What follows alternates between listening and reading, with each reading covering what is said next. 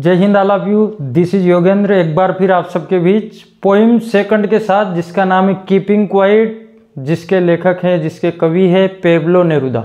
4 important questions के साथ including central idea of this poem. Poem हमारे लिए बहुत इंपॉर्टेंट है। 9 मार्क्स के इसमें से क्वेश्चन आंसर आते हैं और बहुत ही कम क्वेश्चन हमारे पोइम में है। 5 पोइम है और लगभग 20-22 क्वेश्चन में से ही ये क्वेश्चन आने वाले हैं, इसलिए पोइम को बहुत ध्यान से अपने को पढ़ना है। देखते हैं इसके 4 इंपॉर्टेंट क्वेश्चंस को। पहला क्वेश्चन है, do you think the poet advocates total inactivity and death?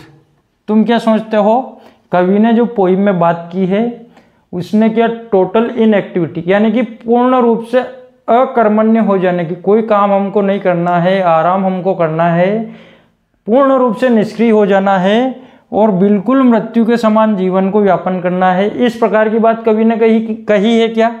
तो आंसर है no, the poet does not say this at all. नहीं, कवि का कहने का आशय ये कभी भी नहीं है। वाट एवर ही सेज, वह जो कुछ कहना चाहता है, इज एडेड, उसे कह करके वह जोड़ना चाहता है, विथ लाइफ, जीवन के साथ, and activities that can be made better, जीवन के साथ वह ऐसी एक्टिविटी को, ऐसे क्रियाकलापों को जोड़ना चाहता है, ऐसा कह करके कि जिससे जीवन और अधिक बेटर हो सके, बेहतर हो सके। He says only that we should stop our activities, वह केवल इतना कहता है कि हमें हमारे क्रियाकलापों को रोकना है। फॉर अ फ्यू सेकंड्स, स्थायी रूप से नहीं रोकना है, केवल कुछ सेकंड के लिए रोकना है। एंड हैव क्वाइट इंट्रोस्पेक्शन, और जब हम सब कामों को रोकेंगे तो करेंगे क्या? तो हमारा स्वयं का हम इंट्रोस्पेक्शन करेंगे, आत्मनिरीक्षण करेंगे।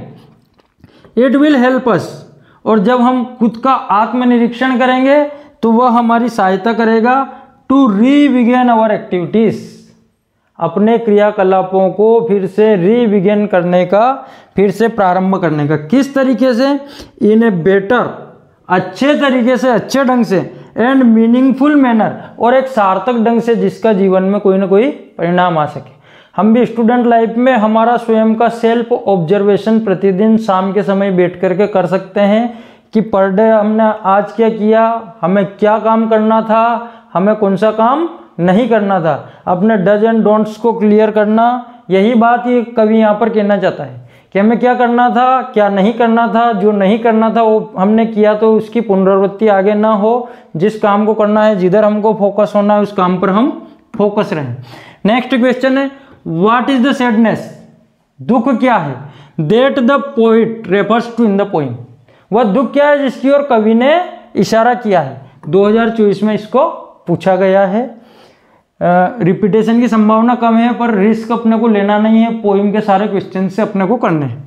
The sadness comes from not understanding ourselves, जो दुख की कवि ने बात की है वह दुख है कि हम स्वयं को ही नहीं समझ पा रहे हैं। आवरसेल्व्स एंड स्वयं को अंडरस्टैंड न समझना, हम स्वयं को ही नहीं समझ पा रहे हैं, हम किधर जा रहे हैं, क्या कर रहे हैं, हमें खुद ही नहीं पता है।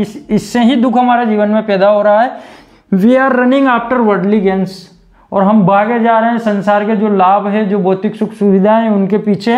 एंड हैव नो टाइम, और हमारे पास कोई समय नहीं है, to know the true purpose of life, और हमें समय नहीं है कि हम जान सके कि हमारे जीवन का वास्तविक उद्देश्य है क्या आखिर।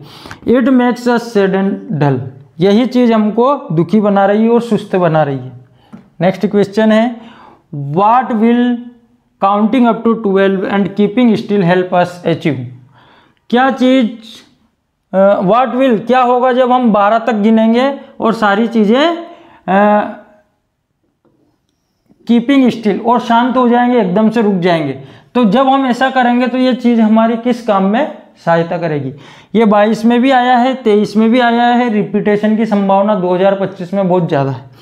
काउंटिंग अप टू 12, जब तक हम 12 तक गिनेंगे, एंड कीपिंग स्टिल, और उसके बाद शांत हो जाएंगे, अपने सारे कामों को रोक देंगे। हेल्प अस सम मोमेंट्स, तो यह काम हमारी सहायता करेगा। आप पीस टू फील, कि हम कुछ क्षण के लिए शांति महसूस करेंगे। पीस है शांति। To feel the beauty of life, और उस शांति को महसूस करके इस जीवन की सुंदरता को हम महसूस करेंगे। इंट्रोस्पेक्ट अवर ओन सेल्फ्स, कुछ समय रुकेंगे तो हम स्वयं का इंट्रोस्पेक्शन करेंगे, स्वयं को ऑब्जर्व करेंगे एंड रीस्टोर एनर्जी, और हमारी शक्ति को फिर से एकत्रित करेंगे, फिर से रीस्टोर करेंगे to move in right direction, और उसके बाद हम ताकि हम सही दिशा में चल सकें। लास्ट क्वेश्चन है, what symbol from nature does the poet invoke to say, कौन सा प्रतीक कवि प्रकृति से लेता है।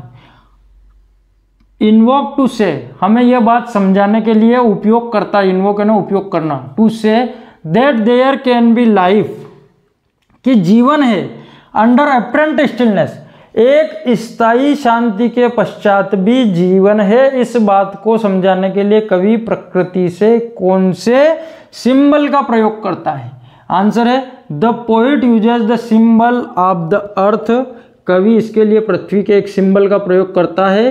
ही सेस, वह कहता है दैट इन विंटर, कि जो ठंड का मौसम होता है, the earth seems to be dead, पृथ्वी जो है वो हमको मृत दिखाई देती है, चारों ओर बर्फ जम जाता है, पौधों के पत्ते झड़ जाते हैं, पेड़ों के पत्ते झड़ जाते हैं, यह प्रकृति हमको बिल्कुल शांत दिखाई देती है, मृत दिखाई देती है। बट लेटर इन स्प्रिंग, और जैसे ही बसंत ऋतु आती है, इट सिम्स, तो प्रकृति हमको फिर से दिखती है, इट इज अलाइव, बिल्कुल जीवंत होती हुई, पेड़ों में नई कोपला आने लगती है। Thus the poet proves that there is life in stillness, इस प्रकार से कवि ये सिद्ध करता है कि एक गहरी शांति के बाद भी जीवन है। अंतिम question, important question, central idea. Right the central idea of the poem keeping quiet, keeping quiet poem का सेंट्रल आइडिया लिखना है, कुछ अलग से याद नहीं करना है, जैसा मैंने आपको पोइम फर्स्ट में भी बताया था, जो क्वेश्चन हमने याद किए उसी से हमारा सेंट्रल आइडिया बनने वाला है। Answer number 3, answer number 2 and answer number 4। Answer number 3, the central idea of the poem is that, ये लाइन लिखनी है compulsory, the central idea of the poem is that counting up to 12 and keeping still help us some moments of peace to feel the beauty of life, introspect our own selfs and restore energy to move in right direction. इसके बाद question number 2, thus the sadness comes from not understanding our selfs, we are पूरा जोड़ देंगे और इसके बाद last में जोड़ देंगे हम आंसर नंबर 4, जिसमें हमने लास्ट में प्रकृति का जो कवि ने उपयोग किया है उस उपयोग को भी इसमें जोड़ देंगे।